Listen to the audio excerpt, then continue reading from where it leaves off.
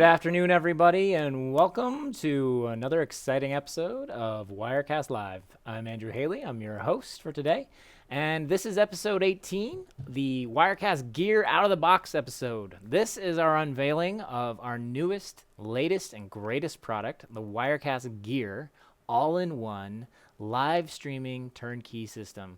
This thing is awesome. Seriously, we've had so much buzz around it. We launched just prior to IBC Europe 2016.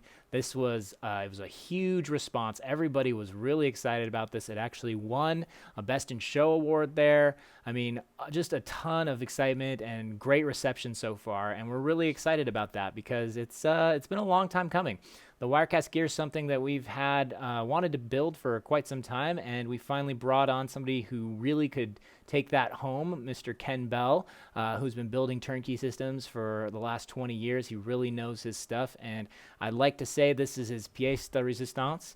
It's one of the he really put a lot of thought in the design and the way he built this. It's a very durable. Well, we'll get into all that. Okay, so when we show you the stuff. So for now, though, joining me on this call for today to help me talk about this awesome product and what it can do and what kind of went into it is Mr. Stephen Heywood. Stephen, are you there? I am here. Thanks, Andrew. Stephen, thanks for It's great being to be here. here. Yeah, I'm glad you could join me today. This is gonna be a team effort. Yeah, I'm really excited because, like you said, this has been a long time coming, and to see it finally come into fruition is really exciting. Yeah, and of course you are you've already worked with it hands on, and of course you're gonna be helping people support this thing as well. So it's kind of your job to know this thing inside and out. But more than that, just as a streaming expert in general, somebody who's seen a lot over the years and worked with a lot of different products, I think your take on this is pretty unique because you're uniquely positioned to really talk about this thing. That's why we wanted to bring you on here. So appreciate you spending your after hours time with us right now to dive into this. Absolutely, anytime. Well, so why don't we start? Folks, if you do have questions, we will take those on the Facebook Live comments page on our Telestream Wirecast Facebook page. Of course, we will be posting this to YouTube on our Wirecast Tube channel later. If you're watching there, we encourage you to check out all the episodes there, and you can leave a comment or a question on the YouTube page, and we'll try to get back to those. Those obviously won't be in real time because we post these shows there after the fact. But for now, if you're participating live with us, you're watching live, it's 2:30 p.m. Pacific time on Thursdays. That's where you can find us. We encourage you to find us there for future shows. And just leave a comment or a question in the Facebook comments on the live feed itself, and we'll be taking those throughout the show. So Steve and I have our eyes on that, and we can take those questions. If anything comes up while we're talking about this, please just type it right in. So, Stephen, why don't we talk, first of all, what are your initial impressions? When you first heard about the gear or when you first got your hands on the gear, what did you think of it? So that's a really good question because over the years, a lot of people know I've been using Wirecast for almost 10 years and the early infancy stages of Wirecast. And you're always trying to build a box or get a high-powered machine to, basically take on anything that you can throw at it. And one of the really cool things was when they were discussing building a box that was basically specifically designed to run Wirecast at the leanest, meanest possible way to do it. It's just a challenge. And so when I got the box and I got it set up, and I was just kind of floored immediately at the CPU usage, how the GPU, a lot of stuff is offloaded to the GPU for rendering. And, I can honestly say, just as you know, Andrew, I run the network where I run my shows 24/7 when I'm not live officially. And I do it here on the Gearbox as well as my live broadcasts. And I'm sitting around like 7 to 12% CPU at 720p, 30 frames a second at 3 megs, And so to me, that's huge. I mean, to see some kind of performance like that, right? Yeah, and I think that the Wirecast, the design of this unit really came from two angles, right? There was the hardware piece, which Ken brought to it, and the software piece, which the Wirecast team brought to it. And they've really stepped up their game on the Wirecast side. We've heard for years that Wirecast was a bit of a CPU hog, and there was reasons for that. But this year with Wirecast 7, the team really dove into that deep level code and optimized it, and just threw out anything that was going to waste CPU cycles or processing power. And then they added the GPU acceleration and GPU hardware encoding, which again allows you to offload that encoding to the graphics unit or to the built-in NVIDIA card. The Gear doesn't have NVIDIA, but it has what's called an Intel QuickSync chip on that motherboard or on that CPU. And Wirecast can now take advantage of that. So if you're using, the Intel QuickSync encoding plus the new improvements all over across the board in Wirecast 7, this thing can really hum. And I think, Andrew, I think you'd agree with this statement, is the other challenge is form factor, right? A lot of people are mobile these days. They're out producing football games. They're out on location. They're at trade shows. And one of the biggest challenges, taking gear with you. So and I don't mean Wirecast gear, I mean just gear in general. And Right. so a lot of people, checking baggage is expensive. Wirecast gear's form factor, being that it's rack mountable, something that you could protect, and when you're taking it on a plane, you could throw it in a backpack, have instantly 4-camera connection, but have the power of a full-blown desktop, basically at your fingertips and in your backpack. I think that in itself kind of adds to the value of this box, because as a producer, as somebody that does live production, that kind of rates up there on my list of a must-have, because Right. if you're doing things on the side and you want to get out there and produce, Andrew, you got to have a way to do it, right? You can't just be confined to your studio. We'll say. Right. And actually, I think we have just so people can kind of see what we're talking about here, we should unveil it. So Deborah Lee, if you want to throw up a full screen picture while we're talking about this thing, and then Stephen, you have some video footage we can show as well in a moment. So there it is, and that is the Wirecast Gear. That's the unit that we're shipping. And you can start ordering now, I think, at telestream.net. We are going through a distributor, and all of those orders can be handed directly from resellers. So check it out if you're interested in all in this thing, or if you just want to find a unit that you can try. Definitely there's people out there that can help you get some hands-on time with this. And so what's interesting here is that what actually ships with the unit there, and as you said, Stephen, it's rack mountable. So the way Ken designed the chassis there was to be basically this fit in a standard 19-inch rack. There's 2 ears that you can get that will come with the box that will just screw it right into a rack. And he even provided rear rack rails, I believe that's the term, rear rack mount rails, or ears, so that you can, if it's in a truck, it's not gonna break the front. The way a rack works, obviously, is it's deep, and you can put a lot of tension or torque on those front screws. So Ken, obviously knowing his stuff, said, certain people are gonna want it to be a lot more stable than that in the rack. So he also can ship some extra stability rails with that for I think it's like $25 extra or something, and yeah, so. The unit itself I think it's 1.3 RU. Is that right? Rack units. It'll take about one spot and about a third of another slot. So it's very slim, and like you said, it'll fit in a backpack. And then it'll fit. You have it in your rack there, right? You actually are already rack mounted, I believe. I do have it in the rack. Yeah, with working with some early customers, I had to be able to get it up and running, and I think it's only 15 or 16 inches deep. Mm-hmm. So, you really don't need to get one of those really monstrous racks to put it in, and it doesn't have a lot of weight to it. Mm-hmm. So you're not having to worry about if it's just hanging on the front ears. But it is always better to front and back mount when you're in a rack. The other thing you talked about, 1.3 RUs high. Having that space, that extra space, Andrew, between other units is always good for air ventilation too. So, even though some might say, well, if it's going to waste a spot, it's like, no, I'd rather have that little bit of space between it, so that I can get some good air ventilation with some of my rack fans. So, it works fantastic inside the rack for that very thing. Mm-hmm. Yeah, and the spacing of that allows in the future for possibly some additional, you know, you could put another PCI slot in there possibly. The units we're shipping now don't come with an expandable CPU slot, but you can see it there. If you in the back, you'll see there's actually space for one, and I've heard on future versions there's talk of maybe opening that up, so that extra Nice. space could be handy coming down the road.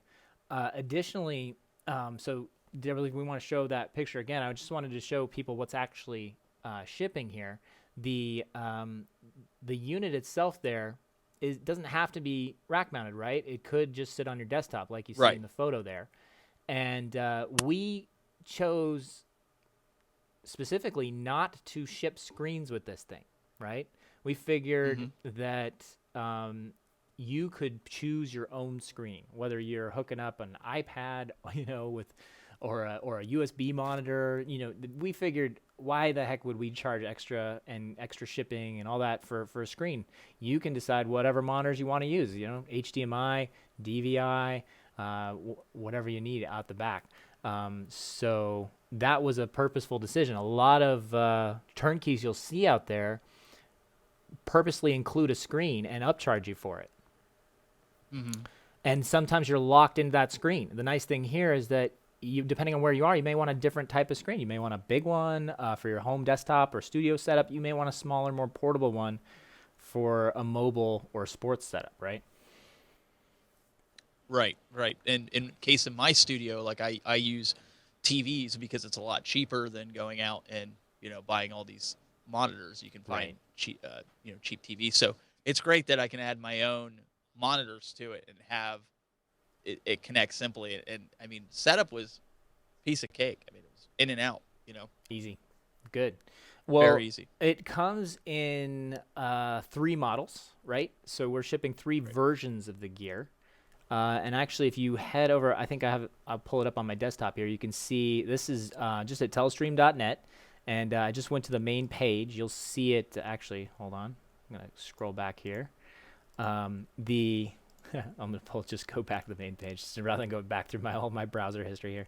So the main page here, and you'll see just right under our applications here, the gear gets its own slot right here as a product. Now, this is really hardware meeting software. So click on that, and you'll be taken to, you know, right up top here, the first 3 models that you can see. And we ship the 110, the 210, and the 220.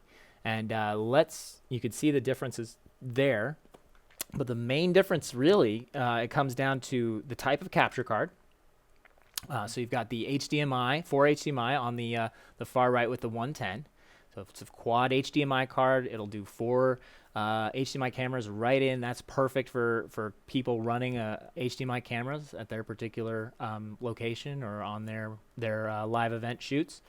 And then, of course, if you're running more professional cameras, you'll want to step up a notch to the 210, which has SDI, as well as the 220, which also has SDI. And so right there, that's a differentiator. But other than that, the type of capture card, it really comes down to storage, how much storage is on the thing, and then how much software are we putting on it. Like on the 220, we've really loaded it up with the full new Blue FX Tyler Live Ultimate Edition. And all of them come with Wirecast Pro. So they all have Wirecast Pro. That's just a baseline. But depending on what you need, how much storage you want, and how much like graphics titling power you want on the machine, that's going to differentiate it, as well as the capture device. So, Stephen, you've had a chance to play a bit around with the SDI version, so as well as some of the software. And I'm not sure, do you have the 210 or the 220 there?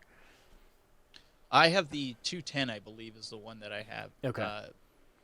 You know, storage isn't really an issue for my needs because I have network attached storage that I can always drop things to. And I think a lot of producers out there, in my situation, will have that. But if you're out on the road, you don't want to take the extra hard drives with you. You might want the 220 as a box, you know, to store your productions on and whatnot. So I'm still amazed at the response of the box and how quick it is. And, right. and how it responds to a lot of things. And you talked about New Blue plugin, or the Titler Pro Ultimate, and we have different flavors of that, and each version has their own, I guess feature set, right? With Right. those, and so the Pro version, for those that have been wanting NDI, they have that NDI plugin that works with Wirecast, and I've had the opportunity to play with that, which is really cool, really cool. So, um, it's really on what your needs are, right? Right. Right. Yeah, it's going to be, your workflow needs, and I think that's why we wanted to do that. And we should kind of maybe talk a little bit more about the hardware, because you said, as we Okay. mentioned, this was something that you're finding the performance is really nice, and Hmm. the gear, when people kind of want to know what's inside, am I getting a The different geeky stuff. right, the geeky stuff, right? The what are we talking about when we talk about the hardware inside, and how fast is this box? Also, am I going to get a different processor, a different computer, or motherboard with different models? So I think that's a question I got a lot, and the answer to that, to all that, is that no, you are not. It's the same processor, the same amount of memory, the same motherboard, chipset, the same connectors on the front and back as far as things that are connected to the motherboard, with the exception, as I said, of the capture card. But other than that, it is the same box with just, as we said, either expanded storage and expanded software. They can all run this. So you're not going to get a less powerful gear by paying less money in terms of the actual hardware, the guts of the machine. So I have the specs pulled up, and we can talk about that a little bit. This was, I'm going to pull this up on my screen here. This is something that I talked a lot about with people who are curious, like what's inside the actual box itself. So why don't we talk a little bit about that in terms of what's inside. So Stephen, I think Ken, when he was designing this, he was really trying to keep in mind power and performance Hmm. versus price, right? So he Right. didn't want, we're not trying to build the most powerful machine or 12 core beast that's ever been made. There are companies like One Beyond that specialize in building really, really powerful turnkey machines. Right. This was, again, trying to find a balance, right? So what is going to work for most people, for most workflows, and for 4 cameras, and still give you a lot of performance. So do you want to talk a little bit about that? Yeah, I mean, people don't realize that, looking at the specs here, the i7 6700 Intel Core processor with the 16 gigs of DDR4 RAM. People don't realize that all these components, and if you're looking at even the SSD drive as being, you can get single or dual. Your computer's only as fast as your slowest component, right? You Right. could have the fastest i7 out there in the market. You could have the fastest memory. You could be loaded down with 64 gigs of memory. But you put a standard hard drive in something like that, and next thing you know, you're like, man, why is my performance hurting? So all these things play, a huge role when building a box and putting it together to utilize the best bang, as you said, for your buck, and not put the highest priced processor memory in it, but put the most effective Right. in there, right? So I mean, I've seen even in my own studio, like I have an 8-core Mac Pro. Now, granted, it's a 2009 model, but it's 8-core with hyperthreading. I've got 64 gigs of memory. This Wirecast Gearbox will blow it out of the water. Right. So that's kind of where you got to kind of look at it and say, well, this is a newer chipset. Things have gotten a lot better since then. But for all intents and purposes, that Mac Pro is still a good machine. Yeah. It's just not, and it's raw power, right? Right. Right. Yeah. So it was, deliberate decision to choose the i7 6700, the quad core Intel Right. Skylake processor, just because that's going to be around for a while. It's going to be a very valid processor for the foreseeable future. So it's future proofed here. It's got multiple cores with hyperthreading, so you can do the encoding and you can do the work that live streaming and live production demands. And then you've also got the 16 gigs of RAM, which is the latest DDR4 RAM. So you're just going to get better performance there. And then the motherboard itself comes with all the different kinds of connections that you would need, from P2 ports, PS2 ports for keyboard and mouse. Those are ancient, right? But if you have those around, they're there. You've got USB-C on there, Type C. So still USB 3 with a Type C connector. So that's perfect. They've got you've got actual plugins for. I don't just go up to the connections here. We'll just look at that here. So let's share that. all the types of connectors, you can run dual monitors off this thing.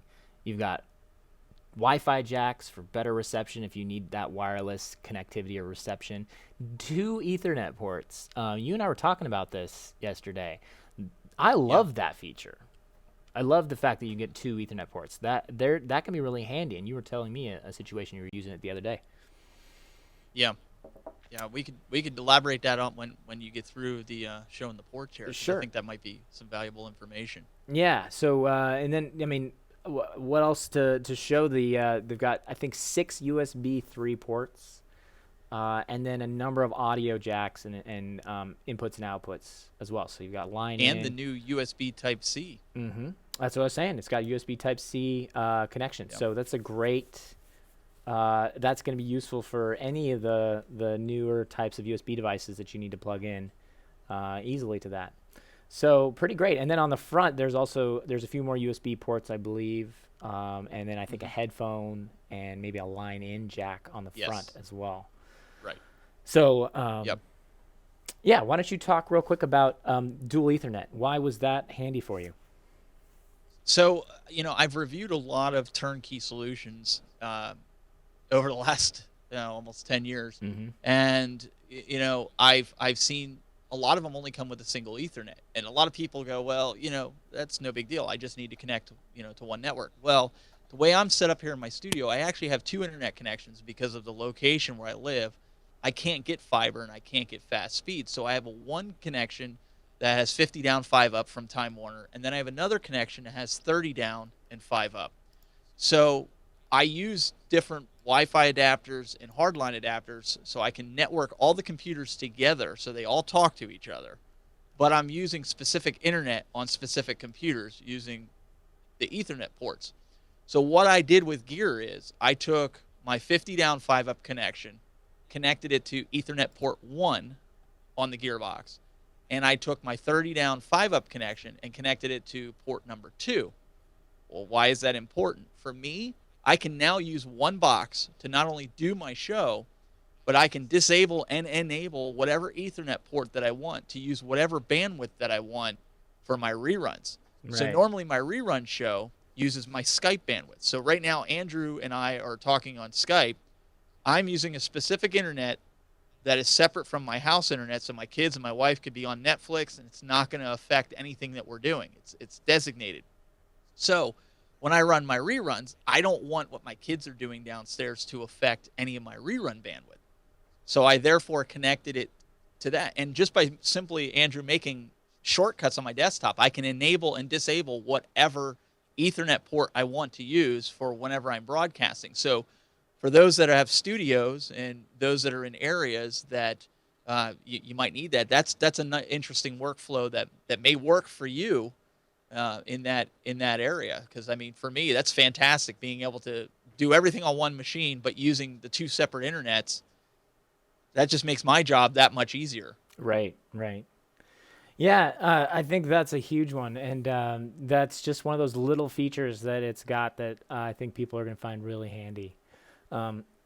So I think you, Stephen, had some, I'm just looking at the comments here. Let's take a moment to address, we have some good feedback and comments here.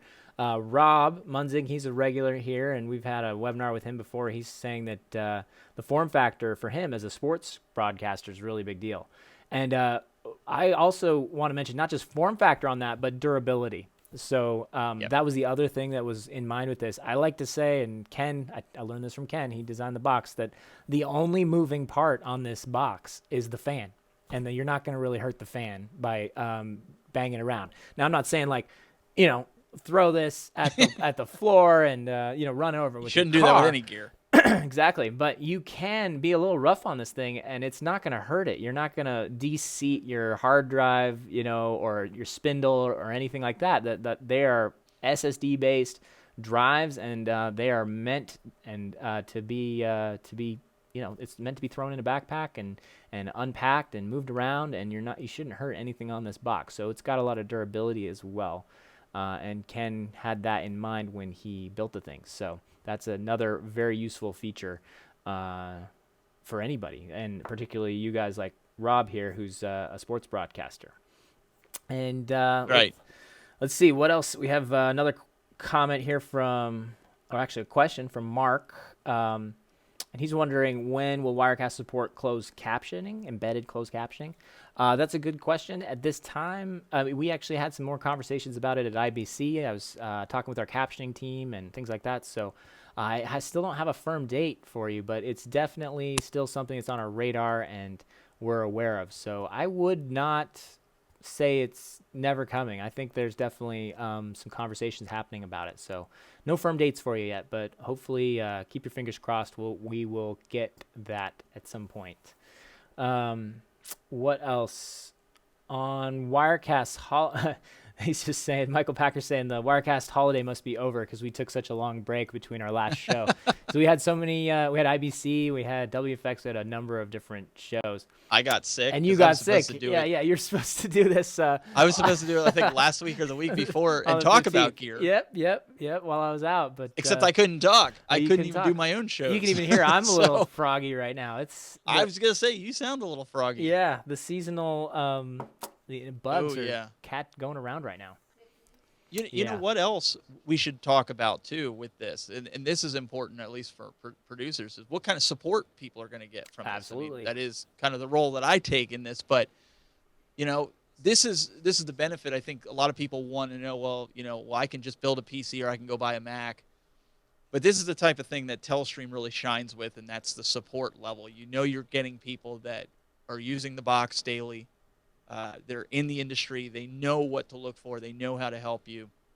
And one of the things is, when you buy one of these boxes, you get the year of parts and labor with the depot warranty, and you get 90 days of the Wirecast premium support, where you can get live phone support on your Wirecast product. And you also get a year of free Switch premium support, which is one of the other applications that we add on there as well. And then you can up buy, or whatever you want to call it, the Gear Care, which is $1,000 or $995, and that's 3 years. So it's kind of like Apple Care for your gear.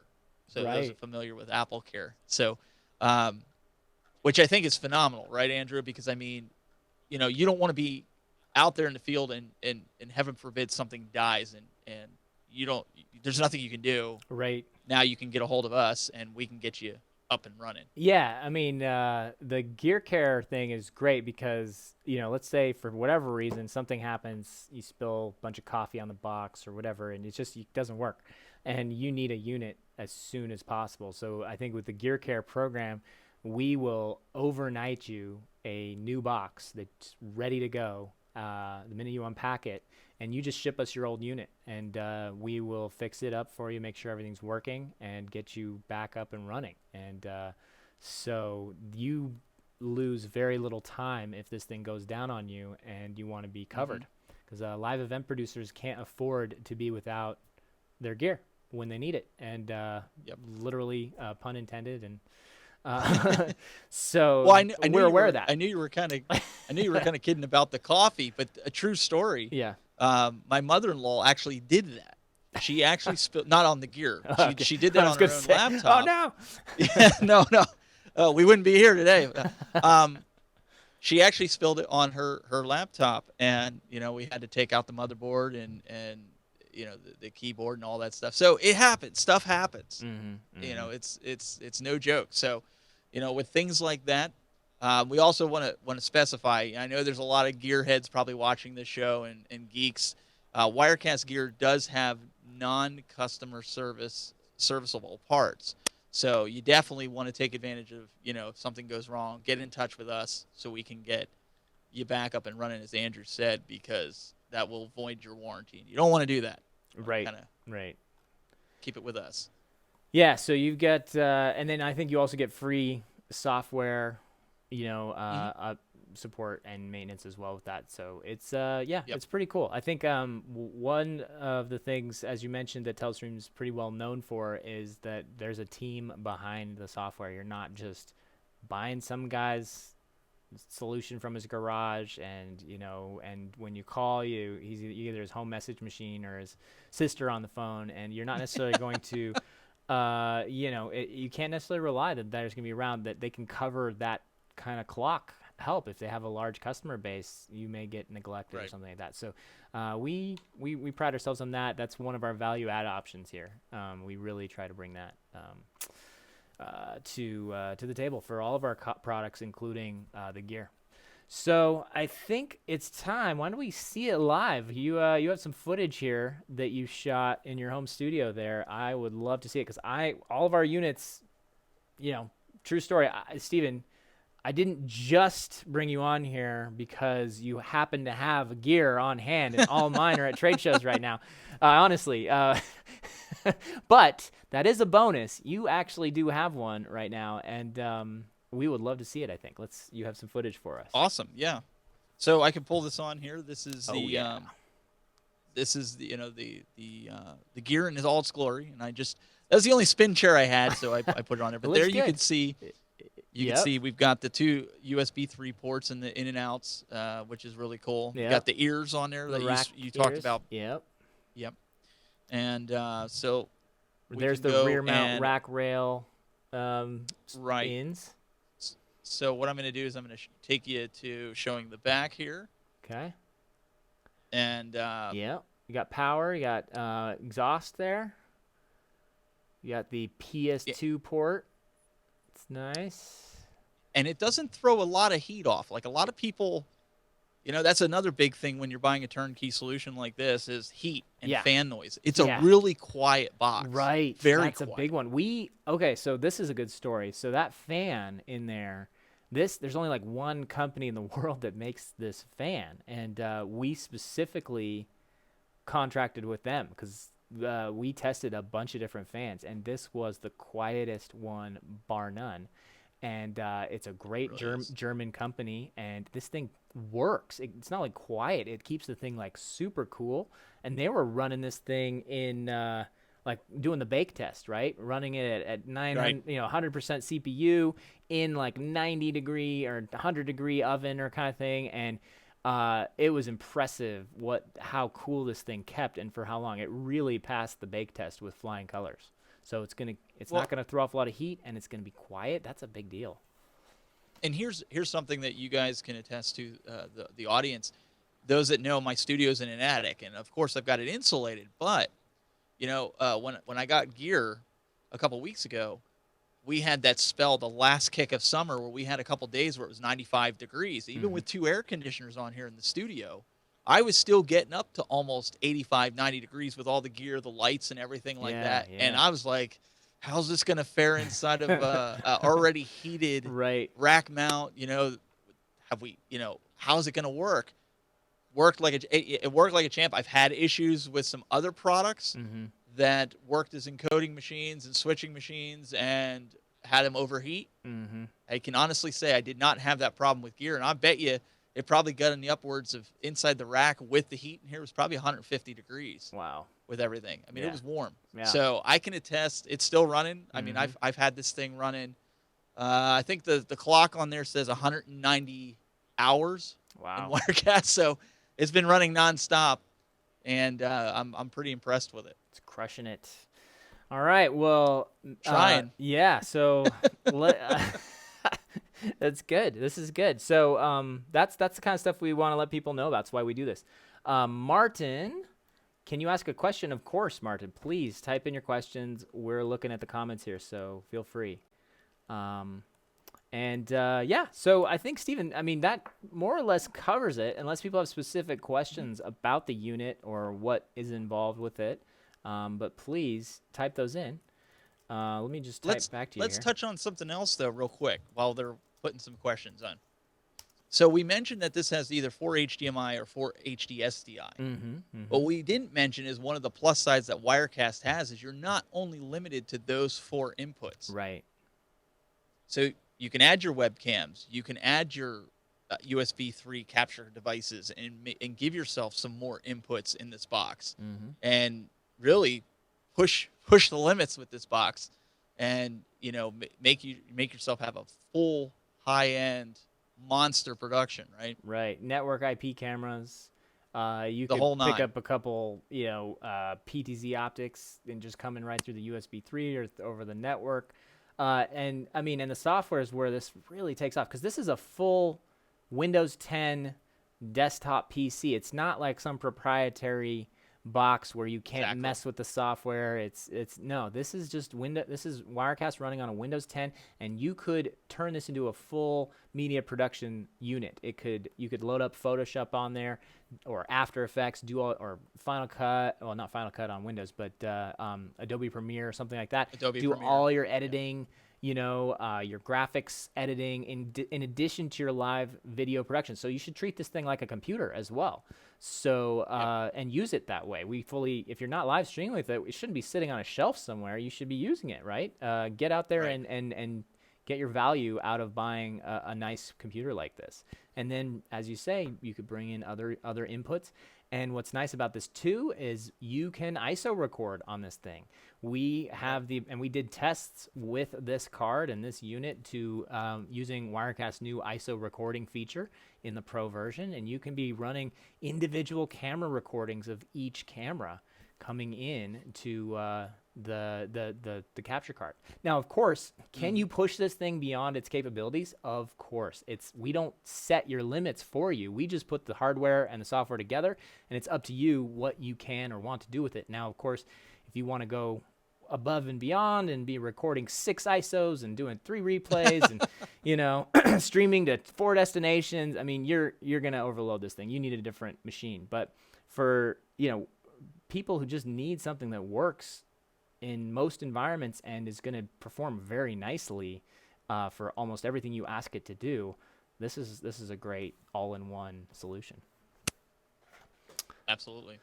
So Martin got back to us with his question. He says, may I ask what bit rate and solution do you upload to Facebook right now? So he's wondering, what are we streaming at? And Martin, the answer to that is pretty straightforward. Facebook has already determined they only want 720 HD quality, and I believe the bit rate's somewhere around 2 to 3 megabits per second. And so that is built into Wirecast's Facebook output. We just selected we already select those qualities and settings for you when you sign in with your Facebook account, and just streams using Facebook's recommended settings. So that's what we're at right now. You can, of course, stream to Facebook using a generic RTMP destination and all that. You just don't get the benefits of the API integration stuff, and you could choose your own settings. It just, you might get rejected, or Facebook may not like if you change too much of the settings. So Stephen, you want to take Lars there? He has a good question. Do you have the comments in front of you there? I do. Good thing with 2 Ethernet ports is you could add Blackmagic ATEM switch. Yeah, the way the Blackmagic ATEM works is you have to have an Ethernet connection to really get into it. They used to have the one where you plug in with USB. I don't know if they still do, and it's been so long. And Ethernet is actually, the USB and Ethernet with the ATEM is interesting because I believe the USB was just for software updates. It was when you needed to change firmware and do that stuff. But if you actually need to operate the unit, I think just an Ethernet will work. But the earlier version, people were able to just plug it in, and certain software would see it as a capture. It would see it like as a capture device, Wirecast in the early days. It was able, but Blackmagic changed some stuff and kind of broke that for people. Yeah, and I think it was compressed, so something like that. I think was just that's USB what it was. 2. Yeah. So we wanted people to get full HD quality. So I think that was why we ended up not continuing that. But I don't know. A lot of ATEMs out there. And that's it's a been great 4 or 5 point. years since I played with one, so I'm sure they've come a long way. I just haven't had my hands on one recently. Yeah. So Stephen, Bert is asking about NDI. So can you talk a little bit more about NDI and the gear? Right. So New Blues Tyler Pro right now, their ultimate package, I think it's their $1,000 one if I'm not mistaken, has an NDI plugin that's built into it. So you can connect any NDI source to Wirecast as long as it's following the API of NDI from NewTek. You can connect as many sources over NDI using the software that's out there from other companies that are open, and just or bring it in through New Blue. It's actually really, really cool. So I have that here on this, and I think New Blue has some different demonstrations with it, and yeah, it works. That's awesome. Yeah, it's a great way to start getting NDI into Wirecast right now, and up to 20 channels or something like that. That, as you mentioned. So Yeah, it's crazy. It's it's cool. So Martin has. Okay, Rob uses ATEMs. He's saying ATM uses USB. The USB is for control, so that's good. Thanks for clarifying that, Rob. And Martin's actually wondering if we can show him where the output settings are for Facebook. So Martin, why don't I just do that real fast as you. That's why we have all these. That's why we use Wirecast. We can throw in my desktop. We can throw in Steven's Skype call. We can throw up titles, and we can do stuff like this. So if we don't have it, we won't use it, right? Okay. So if we can't use it, we don't have it. All right. So what I'm doing here, Martin, is I'm just jumping into the output settings. This is where you set whether you're recording with Wirecast, whether you're streaming with Wirecast. I'm going to jump into the Facebook Live destination right there. It's Facebook Live. Hit OK. And, of course, I can add more than one if I like. I'm not going to here. But you can see right here in the encoding settings, you choose from 4 default destinations. Now, you may see a few more on your computer if you're on Windows. This is a Mac. And you can see I have the option of Apple H.264, which is basically quick sync hardware encoding on Mac or Apple, or I have the X264, which uses the CPU, and I could do 30 or 60 frames per second. But you'll notice that that's all kind of predetermined. So if I choose say the 30 here, you'll see my bit rate is about 2378K. So 2.3, 2.4 megabits per second audio plus video. And if you need really to see the details, you can dive into the actual encoder settings window here, and you can see all the nitty gritty. So you see the width, the height, the frame rate, the bit rate, and all this. What you're not going to be able to do, I believe, is save a custom. So if you say wanted to up this to 3 or 4, let's make it 3,000, and you could save as like my Facebook settings. I'm not sure if this is going to show up on the short list there. Let's hit save. I don't think it will. And yeah, it's just you can't do that with the built-in Facebook Live destination because Facebook was very clear on what settings they wanted.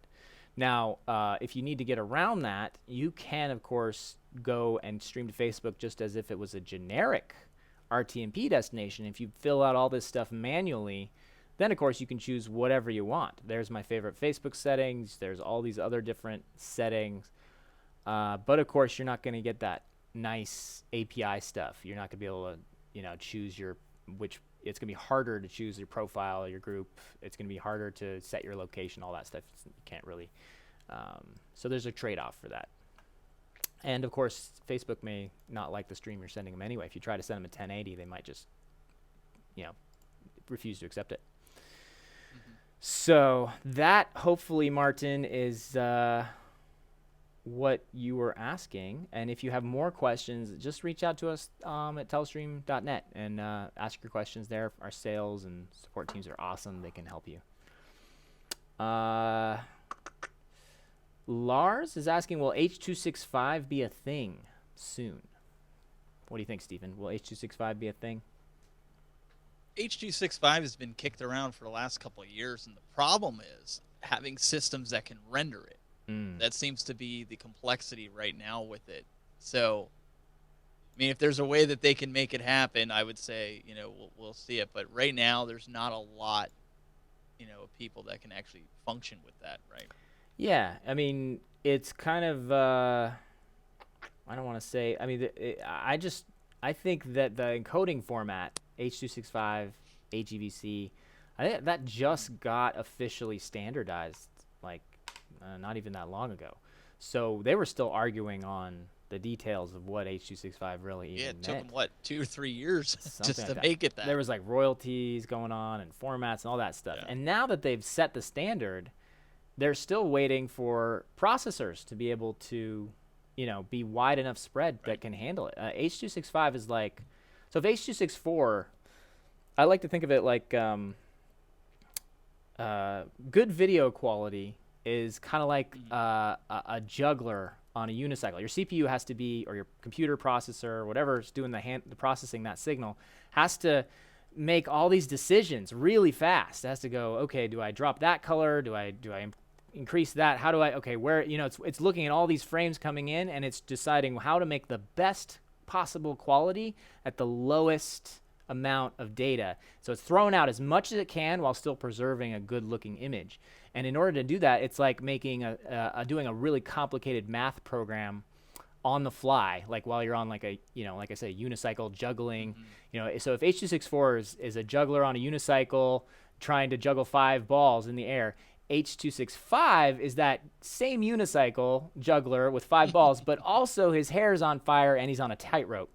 And so he's doing 3-4 more things, and you have to have a really good juggler to be able to do that. And that's where your hardware comes in, your CPU or your processing unit. So you need a really good computer to be able to do that. And they're just not out there. Like most of the computers out there just caught up to H.264 processing a year or two ago. And so just to ask everybody to start doing H.265, it's just only the most powerful machines can do it. And only dedicated hardware chips and things like that. And then, as you say, rendering is a whole nother issue. And then when you get to bandwidth, and decoding it, that's a whole nother issue as well. So I think it will be a thing, but probably not this year. I think the priority right now, though, as you notice with the latest OS 10 and the latest version of Chrome, is that they're really trying to put the kibosh on Flash. And I think more and more we're going to see players move to HTML5 as YouTube's and Google have been pushing this for the last couple of years. YouTube's been HTML5 for quite a while. So I think we'll see the move to online video almost 100% switched over to HTML5 before we see the HEVC H.265. I may be wrong. No, but that kind of seems more practical. I was just reading a report yesterday that said that currently 4K HEVC encoding is only about 8% of all video encoding online right now. So it's still only 8%. H.264, on the other hand, was something like 60%. It was massive. So it's expensive. That's the other thing. It is. It's more bandwidth. It's more processing. It needs more hardware. It just needs more everything. Yep. And we'll get there. It gives you more quality, but the infrastructure around that, the ecosystem has to catch up to it, and the ecosystem's that's the problem. A little slow, getting there. But it'll get there. It's coming. Like I said, 8%'s not bad. That's up from the year before where it was, I think, like 4%. So I think it doubled or something. Not big numbers, but still doubling. So it's growing. In 5 years, hopefully the infrastructure's in place and we can we can really utilize 4K. But until then. Yeah, so hopefully that answered your question there, Lars, and kind of gave you an idea. It's coming, but it's wouldn't be in a hurry, especially if you're in live streaming, live video. Most of your viewers probably wouldn't even be able to watch it yet. Right. Even what country, if you got a lot of people from other countries, that's the problem. Yeah. Well, if everyone's in Seoul, Korea, they could probably, or in Kansas City. Well, but they've got good Ethernet. We talk about this. Yeah. We talk about this all the time. Like, I have the bandwidth to do 1080p streaming. I don't. The reason being, I'd be cutting off a good fraction of my audience, and that's a little tip for everybody out there. Just because you can stream that, maybe you can stream 4K, but that doesn't mean everybody can pull it in. And if you don't have adaptive bitrate or a player that's doing adaptive bitrate, you're cutting off a good portion of your audience. So you got to keep that in mind. when doing these types of broadcasts. Yeah, who is your audience and what can they watch? And I think that's why, going back to that question with Facebook, I think that's why Facebook kind of limited it at 720p 30 and 720p 60, because a lot of people this day and age, they're all on these. They're on their mobile devices, and they're finding that 720p plays the best. And even though they can all do 1080, 4K in some instances, but they're trying to open it up, Andrew, to as many people to watch what you're doing as possible, and I think it's a smart move. I think it was, and you can see they are even occasionally struggling just to get 720 for everybody. So that was the other piece of it, is they're building this system as they go. It's kind of like trying to sail in a ship and build it at the same time. I mean, they're building out the infrastructure as they go, and even 720 is saving them a lot of data, right? I mean, if it was all 1080, they'd have to have almost twice the infrastructure that they already have had to put in place. And Facebook's so massive that I think when you make decisions on that scale, you better be darn sure you've got the overhead to cover that much more data. So 1080 would be that much more data, and then 4K would be that much more again. It would be, it'd be crazy. So I don't think Facebook's going to be adopting it anytime soon. Probably not. So that's just my 2 cents on that. But yeah, it's a good point, Stephen. It's all interesting stuff. I think we want it. We want to move faster. The industry wants to move a little faster than say the infrastructure can support. And so every year, 4K gets more and more shouted about. But it takes time for this stuff to really hit the mainstream. Lars, if you're out there and you're doing 4K streaming, we'd love to see it. Send us some links, and we'll do our best to watch when we're at our company on the company T1 connection or whatever. We got good internet here, but at home I would not be able to watch that. No, it would choke it out. Yeah. All right. Well, Brad says great show, very informative. Glad you're enjoying it, Brad. And looks like I did not answer Martin's question to his satisfaction. I apologize, Martin. Let's see if we'll try one more stab at this, Martin, okay? And if not, we'll have to take this offline and try it through an email or something. So he says, would you say at a given bit rate, different encoders like VDU or others make a big difference concerning the picture quality and the sharpness? So that's a really good question. And Stephen, I think you'll have some input on this. You've encoded more hours than most men on the planet in terms of live video. So you know what quality is. You've seen it, and you've probably used a lot of different types of encoders. Here's my thought on it, and then why don't you let us know what you think on this. I think that different encoders make a big difference. That's the first thing I'll say. And I would say if you have the best choice, you want a software-based, CPU-based encoding, because that can make the most intelligent decisions as to what to keep in terms of quality and what to throw away. And so a good, powerful multi-core CPU with software-based encoding can save you the most bandwidth. It can make the best decisions and still preserve the best quality. Now, of course, it's going to require that juggler, like we talked about, working hard on that tightrope, making decisions on the fly, what to keep, what to throw away. And so that can cost you in terms of your resources and overhead on your CPU. But ultimately, it's probably how you get the best quality. And it's also how you can dive in and fine-tune things. You can change the bit rates, you can change frame rates, you can change keyframes, you can change the encoding profiles, you can change the quality settings. All that can be dynamically changed in a software-based encoder like an X264, like Wirecast has or something, in conjunction with a CPU. Now you've changed something.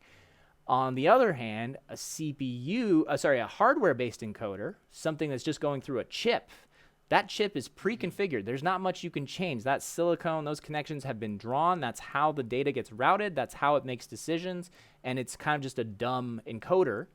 And so often, while that will save you resources, something like a VDU, great little hardware encoder, it's going to make basically just the same decisions every time. It's not going to change or adapt to anything. It's just going to take A and output B every time. Uh, Often you only have a certain number of settings you can do. There's not much you can do to change the quality. And then they often say you should double or triple the bit rate to get a better overall quality through that same encoder. So you kind of have to compensate for its inability to make intelligent encoding decisions based on the content and the frames. So that's kind of my 2 cents. There is better quality encoding is possible, but you will pay a cost for that. You'll pay a price on your overhead and your CPU resources. Stephen, what do you think? That's you're 100% right, and that's one of the things that I have stood behind Wirecast for all these years with encoding. I still say it's the best encoder that's out there on the market because of its versatility. When you get hardware encoders and you start buying things like the video, and it's not a knock on them, like Andrew said, you're limited on what you can change and what you can't change. Where Wirecast, I've kind of gotten to the point where I can get into Wirecast, I can get into the encoder presets, and I can tweak and finagle my settings to get the least amount of least amount of delay, least amount of buffering, the most optimal picture quality for the resolution that I'm doing. And so I think what you're saying is absolutely true, because when you can get in there and you can customize it, and a lot of guys out there, I know when X264 was huge, people were getting in there and putting the X264 command line in there and making, their video even that much better because of the different options that it gives you. There's something to be said for that. Right. And so even myself here, I'm constantly dialing in those that have called in for support, those ask me on social media, they come to me because they want those optimal settings that I spent years working on. And that doesn't mean it's going to work for everybody. It's just one of those things that this is a starting point. And I encourage anybody out there to get in there and play around, and you'll find that you can get the sharpest picture. I get guys sometimes that'll want to do 720p at 500 kilobits, and what you really should be at optimal is like 2 to 4 and of megs, so 2,000 to 4,000 kilobits. And I tell them, they'll say, well, do you see a quality difference? And you'll see a significant quality difference. Record it, put it side by side if you're not sure how this stuff works. It's the best way to learn how to do some of this stuff.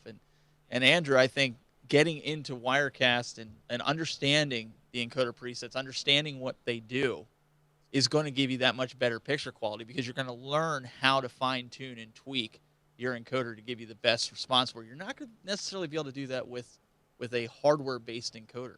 Right, that's a good point. And 80% of the people out there aren't really going to want to mess with their encoder settings too much. They want to just get a... That's why we have presets. Exactly, that's why we have presets. So Wirecast has presets for you, just boom, ready to go. But of course it has the depth and the ability to dive in and fine tune things if you really want to, and if going that extra mile for quality really matters to you. And Rob brings up a good point here. He uses the Video Pro out in the field, and he says it works great for them. It's an acceptable level of quality, and I can't argue with that. They're using the same encoding algorithms. You have less control over what that outcome is, and what settings you can make with a hardware encoder. But when you need a hardware encoder, 90% of the time, those are going to just do fine for most purposes, and you can maybe up the bit rate if you've got the bandwidth to compensate for some of the quality if you need to change something. So and you got to keep in mind too, and I think you would agree with this. In broadcasting, just like there's different cameras, there's different soundboards. I spend a lot of time arguing with people, because I don't want to say arguing. They want to have an argument. They're like, well, this is better. This is better. Instead of looking at it from that perspective, look at like the video, look at Wirecast, look at them all as tools in a toolbox to do a job. Exactly. There's, like he said, he's out in the field. That works for him. So, you have to use the tools that are going to help you get the job done. Right. Exactly. And yeah, sometimes you just need something where you're prizing portability and durability and form factor over, quality and fine tuning all those extra settings. So it just, what do you need in that moment, in that time. So we encourage you to do what works best for you. We're not here to say you have to do it this way by any means. Steve and I are both experts in Rube Goldberg like setups. You gotta make them. You sometimes it's duct tape and shoestring and just whatever it takes to get the job done. And you don't have time to quibble over a bit rate or something like that. Or we should start a new show called MacGyver for Broadcasting. Right. I think that's a good one. So they actually just relaunched MacGyver. Did you see that? I'm a big fan of MacGyver. Me too. I've watched. I've got it pulled up. So, you've lived it. Yeah. So I do. Anyone in live streaming production, we've all been there. So use the tool that works best for you. That's all we'll say about that. So I think this has been a great introduction to Wirecast Gear. We also took some good questions that you guys had. We answered a bunch of stuff. We talked a little high level on things like 4K and bit rates. So this was a good show, Stephen. I'm really glad you're able to be here for this. Oh, I'm glad you had me on. I had a lot of fun. It was great. Well, it's always a pleasure, and hopefully we'll have you again real soon. So thanks again, everybody, for tuning in and watching. We're going to call that a day here at the Telestream studios. Stephen, enjoy the rest of your evening, and thanks for staying late with us. Folks, as always, you can find us every Thursday, just about every Thursday when we're not on big breaks, here at Facebook, Telestream Wirecast. That's live. You can participate, ask questions, and you can also watch these on demand and all of our previous episodes at our Wirecast YouTube page, which is Wirecast Tube, all one word, Wirecast Tube. So we hope to see you again next week, and thank you so much. And this is Andrew signing off.